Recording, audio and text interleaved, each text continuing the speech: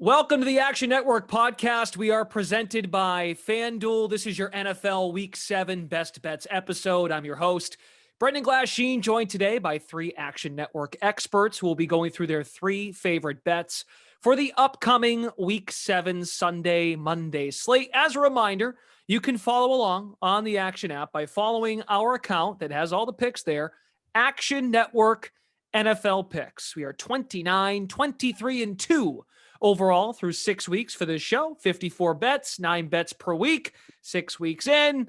Hooray, there's the math. Today's crew, we have Brandon Anderson joining us per usual. Luke Swain, otherwise known as Vegas Refund to the people. And Joe Gallant is back. He brings you the touchdown show every Sunday morning during the season. Catch Jill at 10:30 a.m. Eastern live on the Action app, Action Network HQ Twitter, or you can find him on the Action Network YouTube page.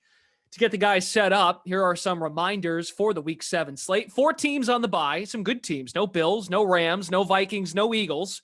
Underdogs, they continue to roll, so we'll find out if the guys are on dogs again. Underdogs hitting at a 58.5% win rate, 55, 38-1 against the number. I'm repetitive every week on this, but I got to keep mentioning it. The unders, they're doing really well. 61% clip. That is the best opening 6-week stretch since 1994. So if you're taking unders, yeah, life's too short to bet the under, whatever. I mean, unders are rolling, people. The Atlanta Falcons are the only remaining unbeaten team against the spread. They are 6-0. I have a hunch we're going to get to the Falcons on this episode. And every team now has been part of an over total this season. There were a few teams that got there for the first time last week. Okay, with all that being said, we always get started before the picks. We ask each of our guests to describe the betting card, the slate, in one sentence, one word even.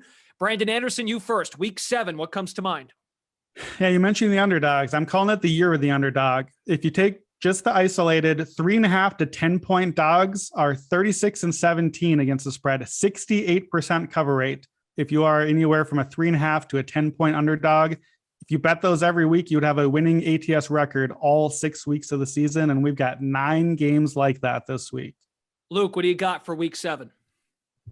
First week, we have some teams coming off a bye, and then also just really the league as a whole just being so down in terms of scoring to see if it starts to open up or if we're just going to be dealing with these lower scoring games, which I hope we aren't. Myself. Okay. Jill, what do you got for Week 7? What are your thoughts? Yeah, I mean, mine's going to be pretty similar, but it's going to be, we need touchdowns. Like the touchdowns are down across the board. So for example, in 2020, there were 559 touchdowns scored after 6 weeks. In 2021, there were 531. This year, 449. Nearly a touchdown per game is down across the board. So for somebody like me who bets on touchdown scores, that really puts a dent in my chest. So hoping Week 7, we start to see a little bit more scoring. Listen up, NFL. Jill needs you more than ever. My mentals need it big time.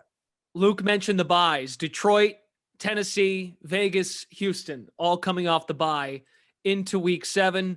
Let's get to our first best bet of the day from Brandon Anderson. I will remind everybody that these guys have not consulted one another before this recording, so there may be an overlap. There may be contradictions.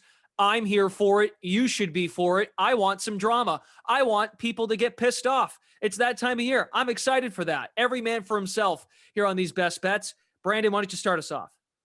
Yeah, I'm going to start with one of those bye weeks that you just mentioned. I'm going to take the Detroit Lions coming off their bye week +7 in Dallas to face America's team, the Cowboys. This is a bad situational spot. Part of it is that Lions bye week. You're coming off a bye, and don't forget what happened to the Lions the last time they played. They got shut out by the Patriots. They had a bunch of their guys missing. Their whole offense was basically in the hospital, and they just looked ugly against the Patriots. But typically speaking, teams coming off a shutout loss as an underdog, 58% cover rate in the next game. Teams that are on the road after a blowout ATS loss, 61% cover rate the next game. So this is a good spot for the Lions. Their guys are getting healthy. Amon-Ra St. Brown, welcome back, buddy. Get out there, catch some passes. We need a lot of receptions. Same time, it's a bad situational spot for the Cowboys. They just had that big game against the Eagles that they got up for, and then it did not go well for them. So this is kind of a disappointing week for them coming off the Eagles loss. The Lions had a week to kind of get healthy and get ready. Detroit's still a top 10 DVOA offense, even with that rough game in there, even with the shutout. So that tells you how good this offense can be. And then we've talked about the luck rankings. Our luck rankings for this week have Dallas 28 spots luckier in the rankings than the Lions. That's basically Dallas has been about as lucky as you can get, and Detroit about as unlucky as you can get. And when teams are separated by 16 or more in the luck rankings, the team that has been unluckier so far is 14-2 against the spread so far this season from our luck ranking guys. So I think this is a spot where things even out a little bit. Jared Goff coming off a bye is 4-1 against the spread. Goff is good in these noon games. I like the spot for Detroit. I will say this. It looks like Dak Prescott probably plays. We've been waiting for it. That all signs point to yes. This line to me only moves one direction. So if you're listening, I might wait and see if you can get the 7.5. It might come because once Dak gets announced as a starter, look, Dallas is America's team. We're not going down if Dak Prescott comes back. So get the 7 if you must, but get a 7.5 or better if you can. I like the Lions.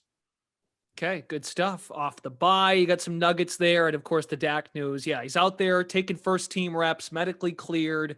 Even players, their body language, their quotes to the media after practice all sound like the direction is pointing towards Dak playing Sunday against Detroit. Let's go to Luke, your first pick. Yeah, so my first one is going to be the Jags -3 at home hosting the Giants, which if you opened up all the lines on Sunday night or Monday morning and you saw a 5-1 team being a 3-point underdog at a 2-4 Jacksonville Jaguars team, you're probably like, what in the hell is this? Which when I'm looking at it, like the ones that don't make sense are the ones that you want to like dive into and see why it's this every single week, where going to Jacksonville is one of the harder places to go in the last 2 years.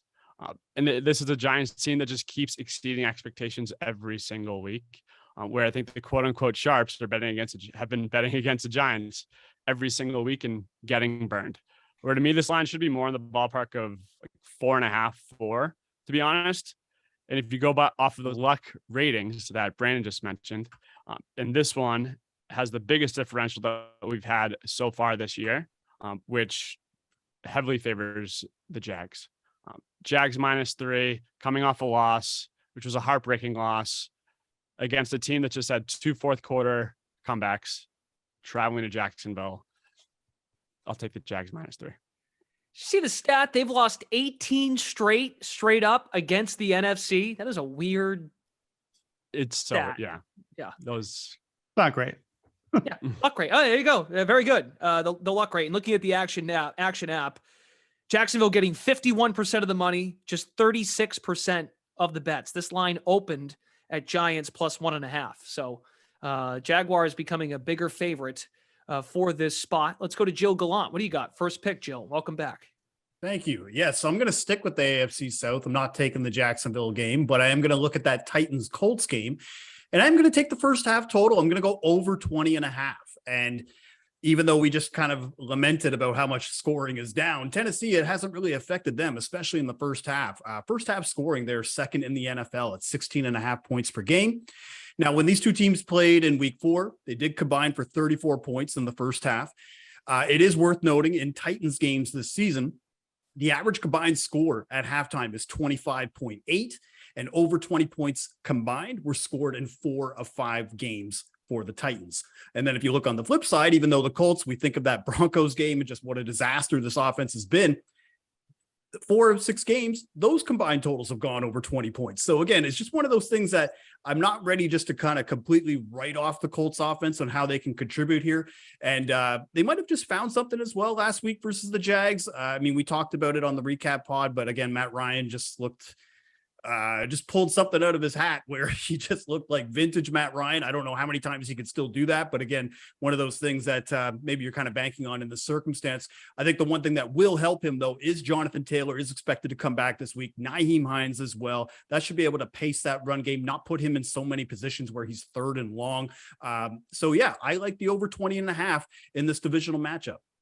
Fascinated by this game because for Vrabel, this is his 5th year in Tennessee. He is 4-0 against the spread. I know you're talking total, but against the spread, Vrabel 4-0 off the bye week.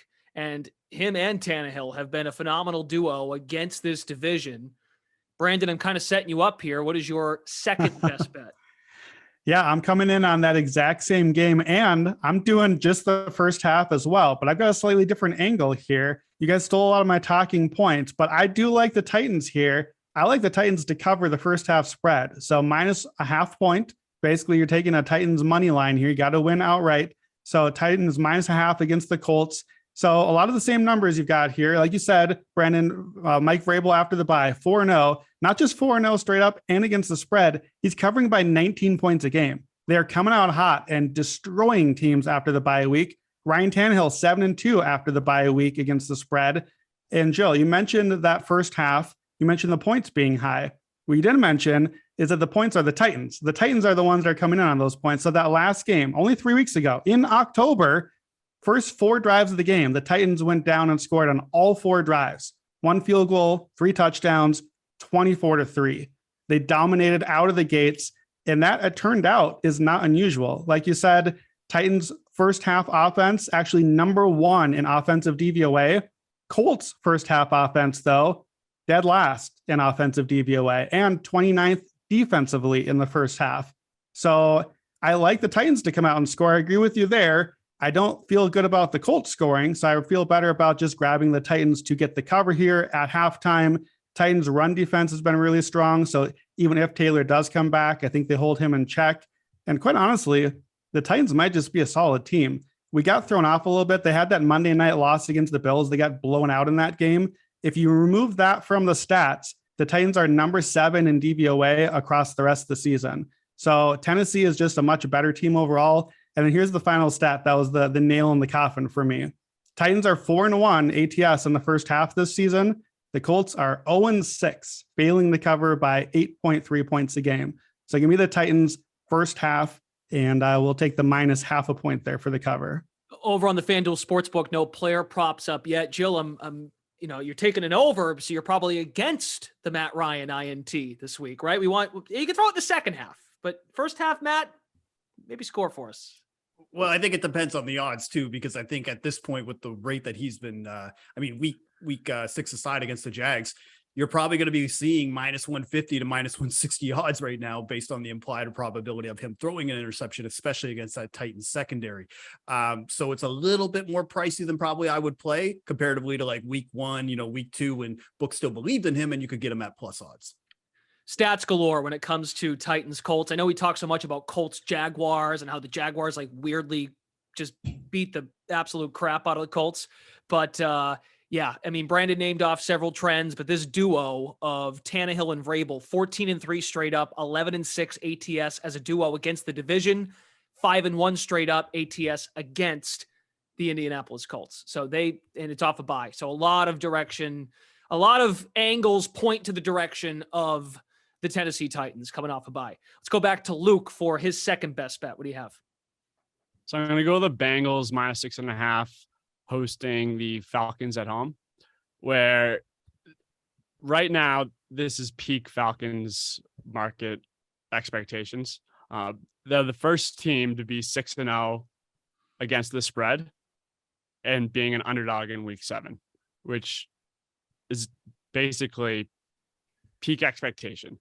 And I'm going to take a Bengals team that is 5-1 against the spread the last 2 years at home, favored by 3.5 or more.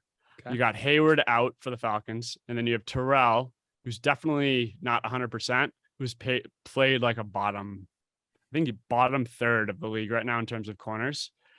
And then you got a Falcons team that is just dead last in pressure rate right now in the league.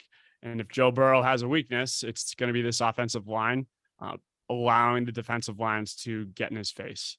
So against a team that is struggling to bring pressure at peak expectation in terms of what the market thinks of them, against a team in the Bengals that seem to have turned a corner, going more pass heavy this past Sunday, I'm just going to take a Bengals team against a Falcons team that was a 9.5 point underdog against the Bucs not too long ago, and is now a 6.5 point underdog at Bengals. I'll take Bengals minus 6.5. So on the flip side, and we talked about this in our recap show, Brandon and Jill were both there on the Action Network podcast. On the flip side of your argument, Luke, flipping units now. Cincinnati defense, one of the more underrated units. They haven't allowed a second half touchdown this season. That's a staggering stat. And we don't really know if Marcus Mariota's any good. Jill kind of hit on that. He's like weirdly being efficient. He was efficient passing, but not many attempts. Still runs around like he's a chicken with his head cut off. So it's really confusing as to what kind of quarterback he is. Brandon, this actually goes against your hot read from Sunday. And the number was 5.5 Monday morning, but you got it at 6.5. You're taking the Falcons. This was discussed Sunday night. It's back to that number. Do you still like the number at 6.5, taking the Atlanta side?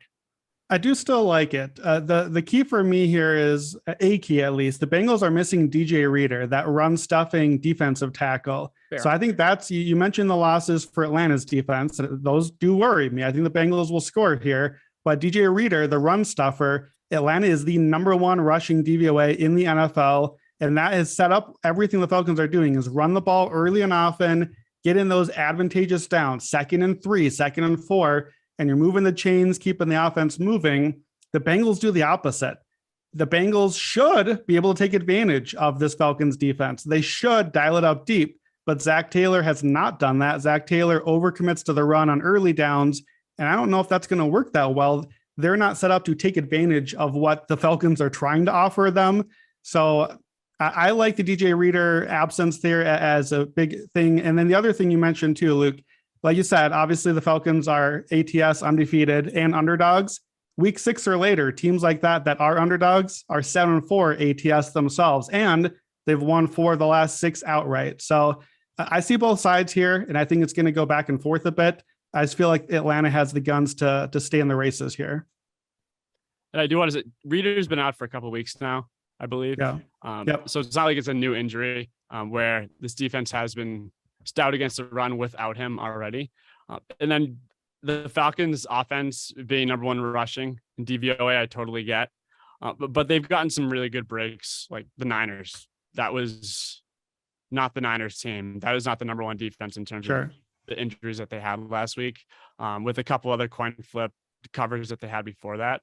It just feels like the stats on the surface for this Falcons offense doesn't really resonate the opponents that they've had and the good breaks that they've gone into situationally going into each game. Yeah, I think that makes sense. I'll say this too, Brendan, just to close here is I do like the Falcons here back at the 6.5, but like you said, it dropped down to 5.5. I don't think I'd play it there. I think I'd play 6.5. I'd play the 6. If it does move back again the other way, I think we're about at the spot where I would stop playing it here. It's going to be a close one. So it'll be a fun one to see how this shapes out. Healthy pushback on these best bets. Love to see it. Let's go to Jill. Second pick for Jill, and I get a sense we might have more potential pushback. Yeah, because even when I say it out loud, it's a really stinky pick. But I have to take it because now the number has moved too much. And it's going to be Chargers minus 5.5 versus the Seahawks. And I'm going to channel my inner Vegas refund here. I'm fading the Seahawks. And it's a bit of a contrarian pick, even for my own handicapping, because personally, I don't like betting the Chargers ever, especially as a fave. But this line, again, is just dropped too much. Like when it was 7.5, when Brandon was doing the look ahead, yeah, I wasn't going to play it because all the trends point to a big old L for the Chargers. And I was just like, no, I'm not playing that. But then as the line kept moving and as more money and steam kept coming in on the Seattle, I was like, okay, this is a kind of a point now where it's almost like we got to flip favor here. And I honestly don't think the Seahawks are going to be able to stop the Chargers offense at all. Like they're 31st in rush yards allowed, 24th in pass yards allowed.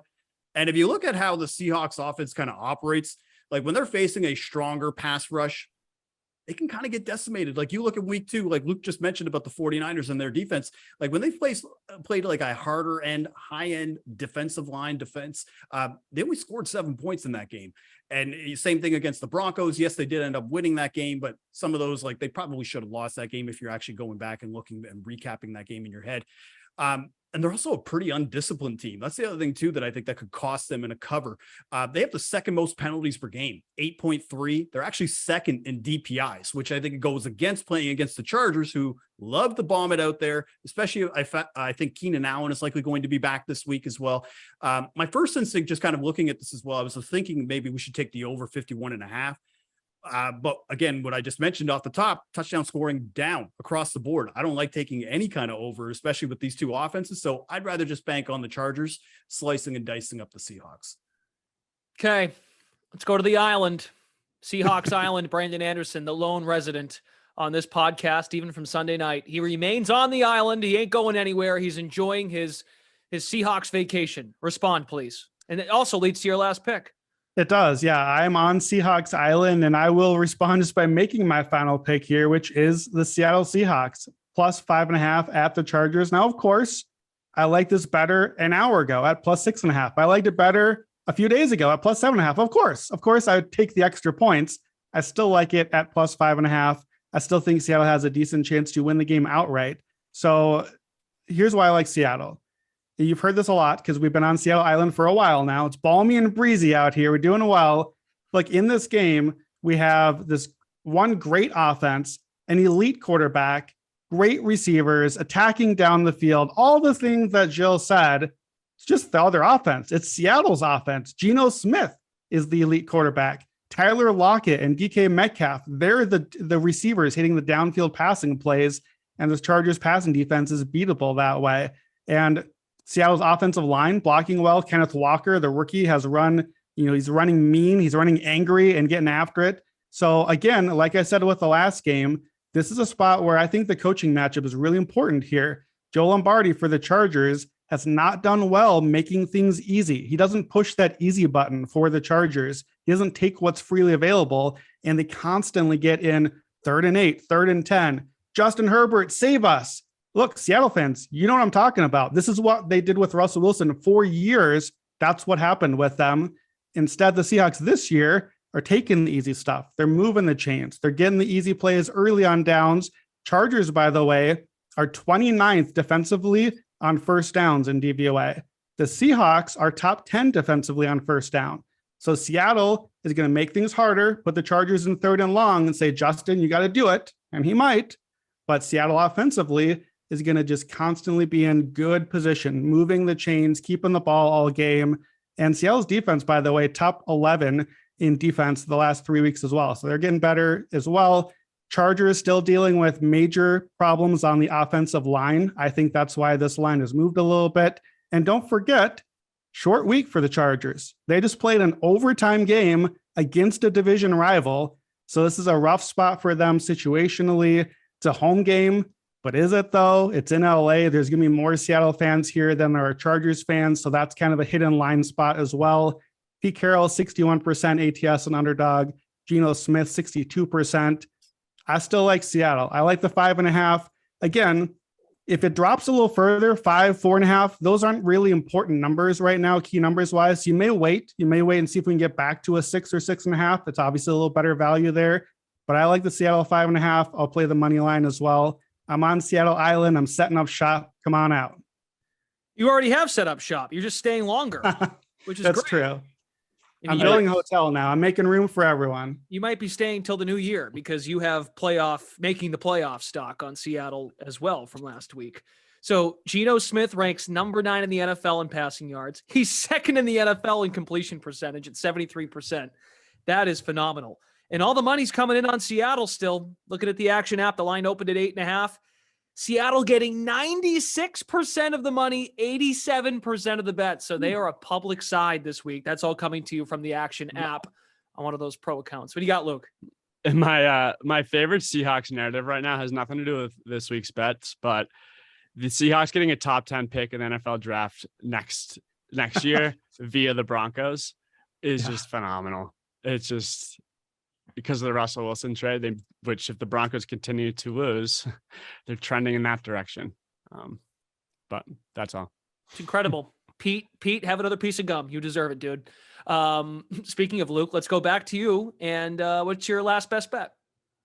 So my last one's going to be the Commanders. I think right now it's plus 4.5, who are hosting the Packers at home. Washington's home, where to me, this is one of those classic cases that I always look for. And it was actually a classic case of the Seahawks when Russell Wilson was there, but it's just a Packers team that has this shiny object distracting everyone from the deeper problems that actually are going on with that team. where like there's nothing about this Packers team that shows me that they are a playoff contender right now. They have Rodgers, but the only convincing win that they've had any type of margin of victory is against the Bears. And we all know how good the Bears are. They're not good. Where the Jets D-line dominated the Packers offensive line. And the Commanders share a very similar key aspect of their defense. Their defensive line can be dominant, which if they can mirror what the Jets did in terms of what the defensive lines were capable of, like I can see them winning. Where really the biggest issue was Carson Wentz, and he's going to be out. So it's not like Taylor Heineke's an upgrade, but I wouldn't ding them, honestly, like much, if any, at all, going from Carson Wentz, the turnover machine, to Taylor Heineke, who hopefully doesn't do that. And everyone remembers the Commanders as a 9.5-point underdog against the Bucs in the playoffs a couple of years ago, which, like, if we can get a Taylor Heineke that is mobile, making plays, anything close to that performance, which I think is very possible, I'll take the Commanders. Washington backup quarterbacks are 7-2-1 against the number in their last 10 games since 2019. So just before the COVID year, where Heineke played against Tampa, and that was a home game for Washington. Remember, Tampa was in the wild card round. They had to go to Washington, a division winner. And the Packers, 2-4 against the number this season. They are failing to cover the spread by just over 8 points per game. That is the worst margin in the NFL. Luke, you had a response to that? And the last thing I just want to bring up that I forgot to mention is that the Titans were 1.5-point favorites at Washington a couple weeks ago. And there isn't a case that you can make too many that the Packers are 5.5 to 6 points better than the Titans. Fair enough. It's just not. There's no case, which I think is just the Aaron Rodgers shiny object perceptionally, masking this Packers team that isn't what we thought they were. It's unfamiliar territory for the quarterback and for the coach, too. As a large favorite, sure, LaFleur has not been good the last 2 weeks. He had been 21-0 straight up as a 6-point or greater favorite. So have that. Jill, take us home. What do you have? I'm riding with VR on this one. I'm going Commanders plus 4.5 as well. Mainly because we're getting it past the key numbers, like over the 3 and over the 4. I would say that Taylor Heineke isn't much of a drop off from Carson Wentz. I'm sorry, Brandon. I know that you're ride or die with Wentz, but I don't think, especially with this offseason and him even saying in like interviews this week that he feels more comfortable within the offense. I think that should obviously help, but Aaron Rodgers, it's just not right. Like there's something going on with his thumb where it's actually affecting his throwing capability. And that in turn means the Packers aren't right because the receivers in him are out of sync. His favorite receiver, Randall Cobb, who's actually the target leader for the team, is out now. And it probably explains with that lack of sync is that's why he's been getting sacked so much. He's been sacked 15 times this season. And if you actually go back and look, he's on pace like right now to be sacked around 40 times this year. The last time that he was sacked over 35 times was 2018. And the Packers finished 6-9-1 that year. So the protection for the Packers right now is a big issue. And especially because what do the Commanders do well? They get to the quarterback and they don't allow rushing touchdowns, which is the basis of the Packers offense. They've got 19 sacks this year. That's top 5. They also have only allowed 3 rushing touchdowns. That's also top 5 in the NFL. Also got a nice, like, new shiny toy in Brian Robinson that they can run. I think the Commanders will probably win this game outright, but I think just taking the safer pick, I like the plus 4.5. And the Commanders, like the Commanders defense, I do think, and I said it last week, I think they're somewhat underrated where they've been giving up the explosive play, which you look back at last week's Thursday night game, which like, I hope you didn't watch that game. The Bears rushing attack, those stats are inflated because you had a Herbert like 75-yard run where if they can just get rid of these, I guess you could say like outlier explosive plays, this defense isn't as bad as I think they are on paper. We all watched the game, so it was. I mean, I did too. The frozen pizza-ist of Thursday night games. Am I right? Thank goodness we didn't have to recap that game on Sunday. Oh. Anyway, before we wrap today's show, what we always do is we take a quick look at next week's lines. We'll go to week 8 in the NFL and see what we like, any numbers we like now before they adjust after Sunday. So, for example, back to Seahawks Island we go. on the private jet on the Zoom call. Brandon Anderson, this is one of your specialties. You grabbed Seattle at plus 7.5 last Thursday, a week ago today, before the Chargers played Monday night against Denver. And now Seattle, as we've talked about, is down to 5.5. So nice work. We'll see how it goes. What do we like for week 8? Well, going back, I might be setting up shop on Falcons Island as well, because I'm going to go with the Falcons here. Atlanta Falcons at home, minus 6.5. And it's not really even about the Falcons. It's about the Panthers, because that's the opponent here. So let's take a trip down memory lane. December 2015, the Panthers and the Falcons play. You remember this one. You watched it. Cam Newton played. The Panthers won 38-0. They're literally taking pictures on the sidelines during the game. Remember this? They're celebrating while the game was not over yet, because the Panthers go to 13-0.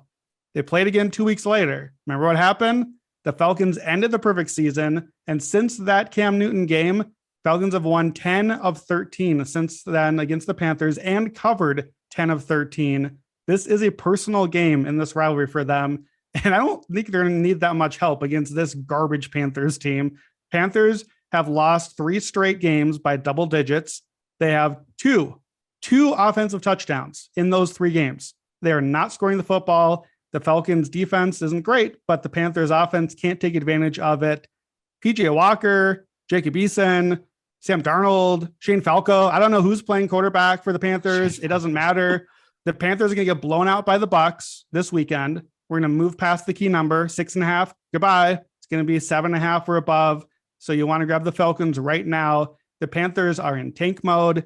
It's over. And by the way, this game that we're betting on, Falcons-Panthers, 2 days before the trade deadline. So we might not even have Christian McCaffrey or DJ Moore around if the Panthers really blow things up. So I am grabbing this right now. If you want to tease 6.5, great teaser spot. Just give me the win against the Panthers. This is a prime spot. Give me Atlanta. Good stuff. I was just going to bring up the trade deadline, which is November 1st. That is Tuesday. Game, of course, is Sunday at 1:00. So not even if they're there, they could be checked out. They could be told, hey, by the way, we're only going to play you like 25 snaps because we're going to get a pick for you. We're sending you to X team, something like that, right? So you can't convince me otherwise. That stuff doesn't go on. So good stuff. Good note on the trade deadline. It's hard to believe it's the trade deadline already. It feels like we just got started on this show. So let's recap the picks before we say goodbye. Brandon Anderson is on the Lions +7. He likes the Titans against the Colts, but in the first half, -0.5 point. And he's on the Seahawks +5.5 for his third pick. Luke is on the Jaguars -3. He likes the Bengals -6.5. And he likes the Commanders at home to cover with the points against Green Bay +4.5. Jill's going to Titans Colts, but he's talking first half. Taking first half over 20.5 points. He's got the Chargers -5.5 versus the Seahawks. And he's also on the Commanders +4.5. So we have some contradictions and some agreements on this Best Bets episode. It's that point of the year, everybody. We all have takes. Love to see it. Follow all 3 of these guys on the Action app. Find their picks, find their analysis, find the data that they use to get ready for the NFL season each and every week. Again, also find our podcast picks, Action Network NFL picks. It's all there. We log them every single week. Thanks to Brandon Anderson, Luke Swain, Joe Gallant, Brendan Glasheen. Best of luck with your best bets this weekend, everybody. We will see you again Monday morning for the recap show right here on the Action Network podcast.